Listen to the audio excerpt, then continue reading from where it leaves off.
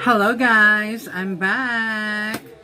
So, nag-live ako kanina lang kasi dumating na yung new addition to my collection of Britney Spears perfume, and this one is Charan! Naked Fantasy. So, before anything else,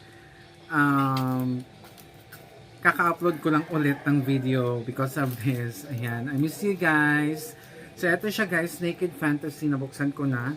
Since kailangan kasi ng video pag nag-unbox, kaya nilive ko na sa YouTube. And eto siya guys. Here's a bottle. So, the bottle is, from the name itself, Naked Fantasy. So, mukhang naked siya. Ayan. So, sometimes mukha siyang peachy colored. Ayan. Yung cap niya. And the smell of this guys, first impression ko dito, ayan, meron pa naman siya dito. Parang skin scent din kasi siya. Yung first impression ko dito is similar talaga siya doon sa original na Fantasy, yung pink bottle. Yung pink bottle, ano ba yun? So, ganun yung amoy niya guys. Di ko na i-disclose yung mga notes nito kasi nakikita nyo naman yun sa Fragrantica. So, kung ano yung masasabi ko dito, yun. Magkaamoy sila. Parang konting difference lang sa dry down. But more or less, similar lang talaga sila ng amoy.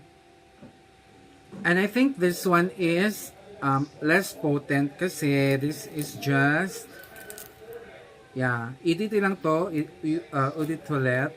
Yung original kasi is Eau de Parfum, so EDP. So I think mas long lasting yon compared to this.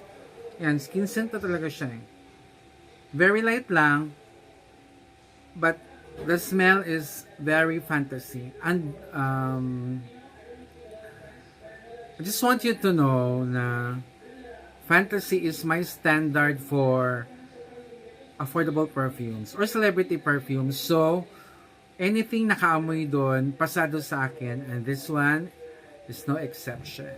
Pasado sa akin to guys. So, that's it. I'm so happy to have this in my collection. You can watch my unboxing sa live ko. Ayan.